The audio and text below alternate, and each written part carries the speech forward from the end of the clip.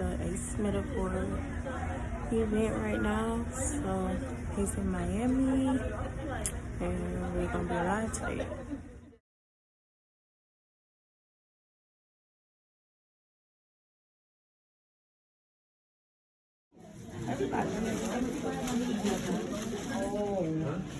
Y'all ready to get this show started? Make some noise. Okay. Hold on, break it down. Oh, she's like, what is this song? What is this song? All right, listen, I got you. Give me the song. I just make you understand. I wanna be your man. I wanna be your man. One more time. I wanna be your man. For you. Now understand something. We're gonna do questions tonight. Now I understand y'all might not want to talk about your life. That's perfectly okay. You know why? Because you came with a friend. Spill her tea today. Talk about her problems today. Yes. What I need you to do is look to your left and your right. Look to your left and your right now. Look, boom, boom. Neighbor! Say neighbor! I'm gonna spill your tea tonight. Yes. You know she done hit you up at like 4 o'clock in the morning talking about Keisha. And then you be like, it's Jamal, ain't it? All right. Like you needed something. Oh yeah, they feel like sometimes you don't love yourself enough. You love him and not you. When there's a lack of self-love, sometimes you do things that hurt you. How can you go to somebody? Rule of thumb, everybody in here put your thumb up. This is rule of thumb. Quit going to the same people that hurt you. We keep going back and back and back and back to the same people that keep hurting us. So what I want everybody in this room to understand something, self-love is your protection. When you allow someone to slowly erode at that, that's when your power of will is taken away, and now you can't roll out of their life. Do you see what I did there? Will roll. Yeah. Now let me tell you something. I want everybody in this room to understand something. I never want you to stop actively loving yourself. Because guess what? Everybody in this room have fallen victim to that. Even the most confident person in the world can sometimes fall victim to that, because guess what? You met somebody that started loving you enough. They start taking you out, so you stop taking yourself out. They started saying, I love you over and over again, so you stop saying it to yourself. They started giving you compliments, so you no longer gave yourself confidence. You stopped doing the things it took to grow, to foster, to raise your self-love when you met someone else. In this world, it'll never be a person that can replace the love you're supposed to have for yourself.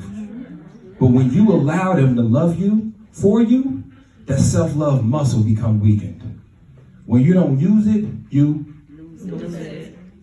When you're in that relationship, no matter how good this man is treating you, or how good she treat you, you gotta make sure you still doing those things that maintained and built your love in the first place. So if you used to have date night by yourself before you met him, now you got 2 date nights. The one with him and the one with yourself. This ain't a 2-person, you got a menage a trois right now. It's you and him and your self-love together. And the reason I say that is, it's so many people that think it can never happen to them. I'll never be in that situation. Wait until somebody loves you so good, makes you feel comfortable enough for you to stop loving yourself.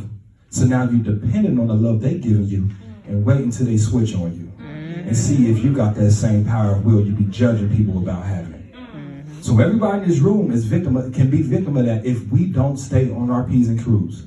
How many people date themselves on a weekly basis? And don't lie to me. I try to. Okay. Where did you go this week? She went to Panera Bread. Girl, whoever could have been the worst person in the world, but ultimately, you probably picked her. You probably slid in her DMs. You probably asked her out. You probably took the relationship to the next level. And ultimately, it was things or incremental changes or milestones in that relationship where you could have went left instead of right that would have made it more successful than it could have been. So what I say that is, it's more so important for you to take a step back and say, where did I fail as a leader? And where can I improve going forward? Because ultimately, as a man, hopefully you want to be a great leader inside your relationship. So if you don't take the time for yourself to dissect that, you lose out on the lesson. We all make mistakes. Who in this room has never made a mistake? Put your fucking hands down. The one that got 4 said, you know what? Ooh, let me go flip this. Brought back 8. Boy, the one that got 8, ooh, let me go flip this. Brought back 16. And they were given more because they proved that they could work with what they had. The one that got 2, guess what he did? He went and buried it. Came back to the master out of that allocated time and say, hey, here's your 2 back. And he didn't get blessed because he didn't make the most out of what he was given. Sometimes when we are so begrudging and so sad that we are single, we don't make the most out of it. And now when it's time to ask God for a bigger role, a bigger purpose, he like, yo, this time you were supposed to be working on your character. Some of y'all know you got a nasty ass attitude.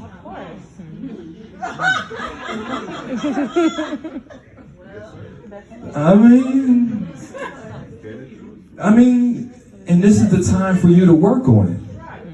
Some of you guys know financially you might not be where you need to be. And this is your time to work on it. Sometimes you don't even know what your purpose is in life. And this is your time to pass it. Find it. Remember how I said I was going to ask this question. Who in here know why they were placed on this earth? Exactly. But we spend more time trying to find a man than to find that purpose.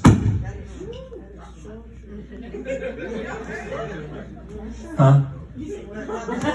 Yes. And so, you okay back there, man? It's a $5 fine, buddy. So what's up? What's your question? When you're in a situation, whatever that may be to you, how do you know if you're either wasting your time or that person needs time? Oh, sit down. All right.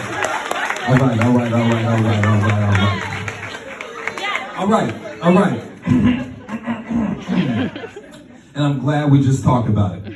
So I'm gonna give you the Cliff Notes. Here's how you find the right person for you. 3 steps. First, find who you are. That's easier said than done, okay? So here's what I mean is sometimes when you don't know yourself inside and out, how can you find someone that's compatible for the type of soul you have when you couldn't even pick your own soul out of a lineup? If God said, give me your soul and lined it up to 5 other ones, would you be able to pick yours out? Hell no.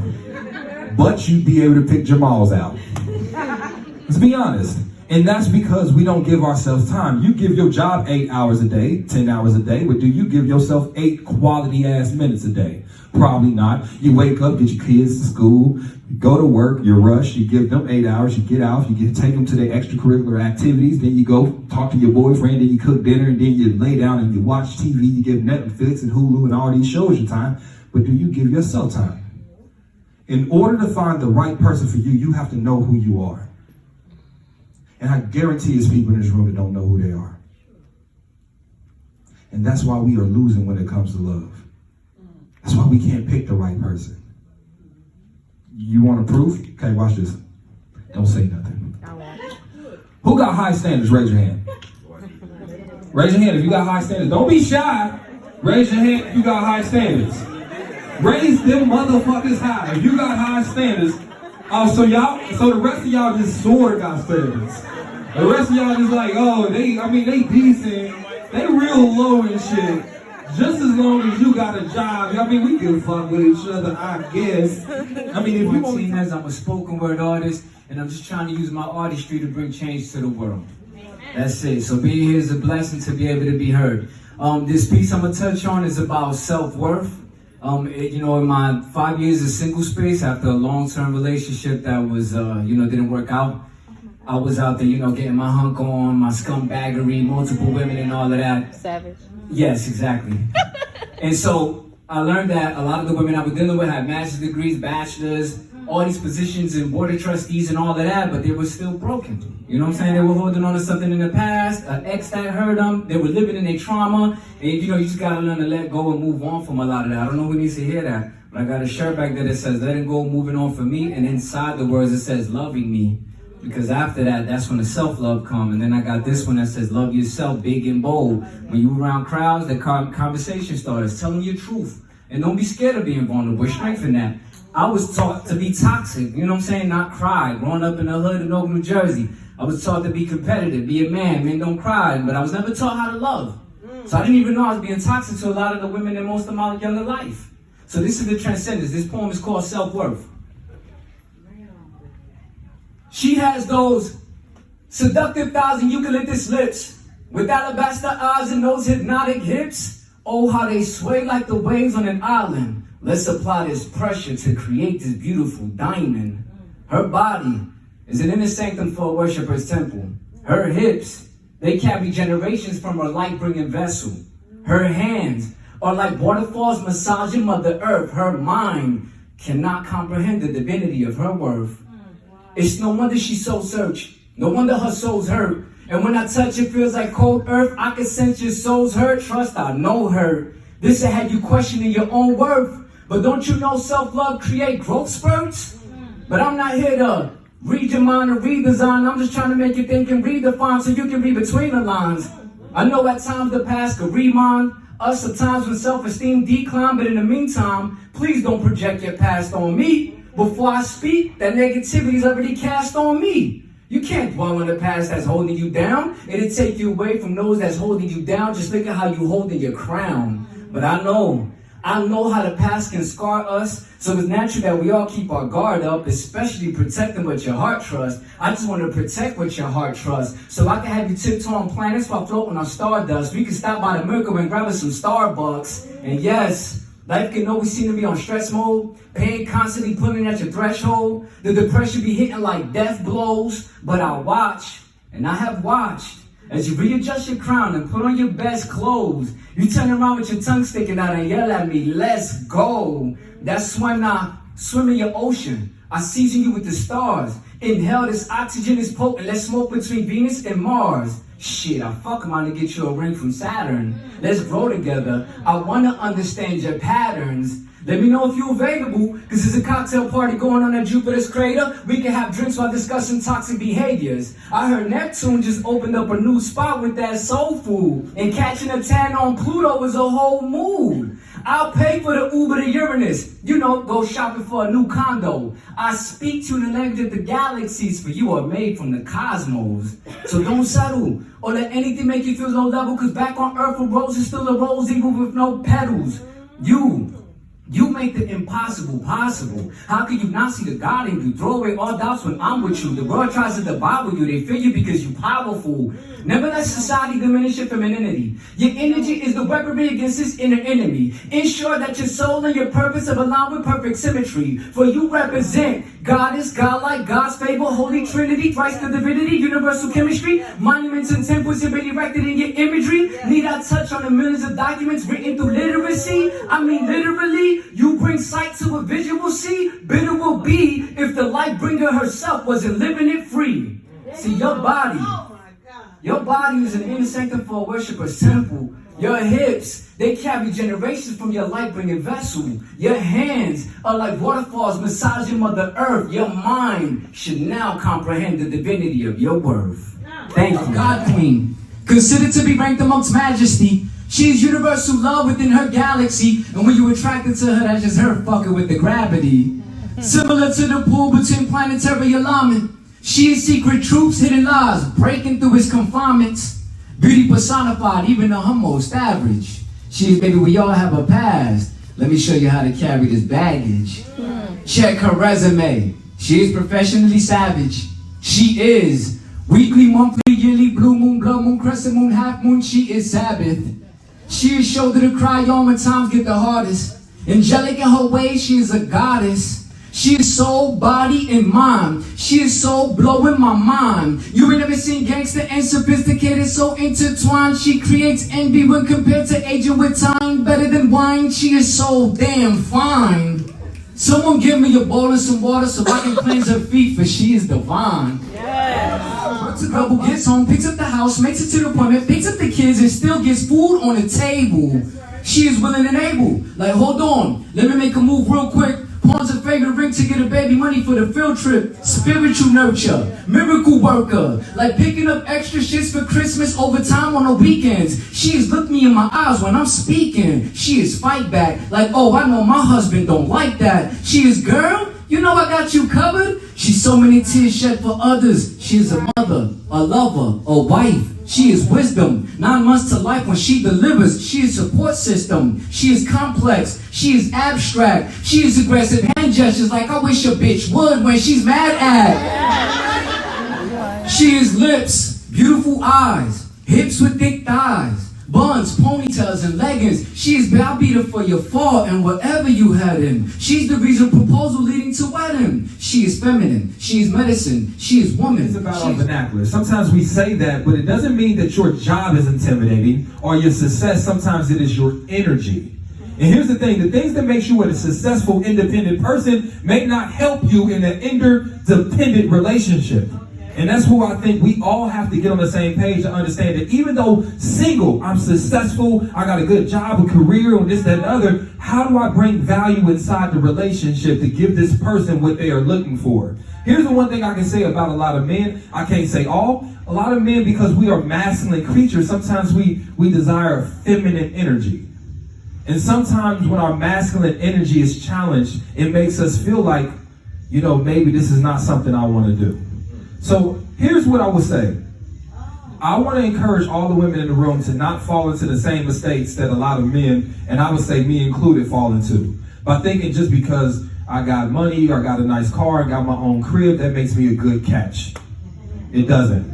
So just because you have a good job, a good career, and a good car, that doesn't mean you're a good catch.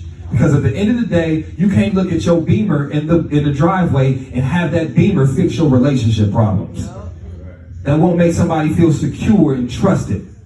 So you got to bring interdependent qualities. You got to work on that.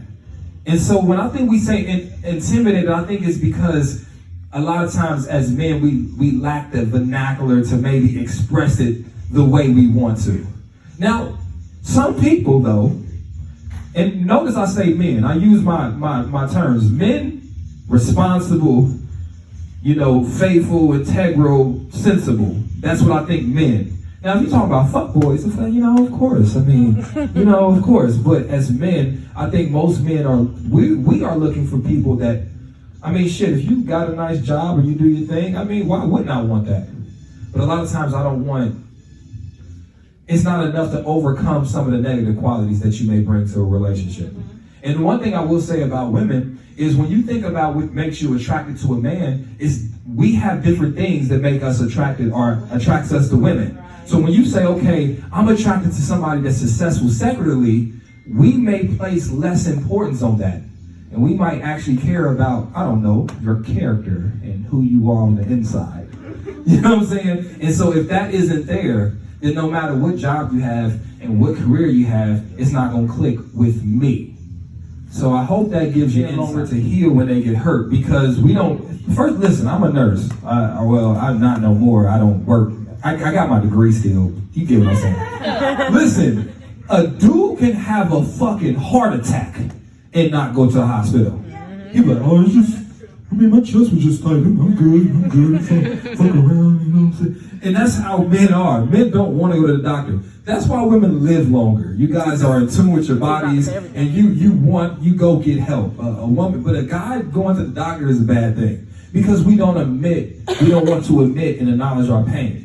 A lot of times we're conditioned to just deal with it. You know what I'm saying? And I can specifically say, I can just speak from my experience growing up as a black man. Let me be crying as a kid. Let me cry. And do you think my mom would be like, why are you crying for? You know, what you crying for? That's what she would say. And it's not because, and here's the thing, it's not, my mom is the most loving person in the world, but she was raising a man by herself without help, and so she wanted to make me tough. And so now, it took me a while to unpack that, to be able to cry. And I know that I don't know if that makes me seem soft, but I feel like that makes me feel strong. To be able to be vulnerable, to be able to be so in tune with your feelings that you are moved to tears. You see what I'm saying? And so as men, we're not necessarily encouraged to do that. So we see it as a sign of weakness. So for the men in the room right now, hey, sometimes you got to make sure you're with someone that makes you feel comfortable with being vulnerable. Because I would say this, ladies, just like you got your stories about the bad dudes you've been dealing with. All the dudes I know got stories about the bad women they've been dealing with. So just like there's bad men for you, there's bad women for you. So we need to make sure we're around people that are comfortable enough with us to allow us to be Clark Kent.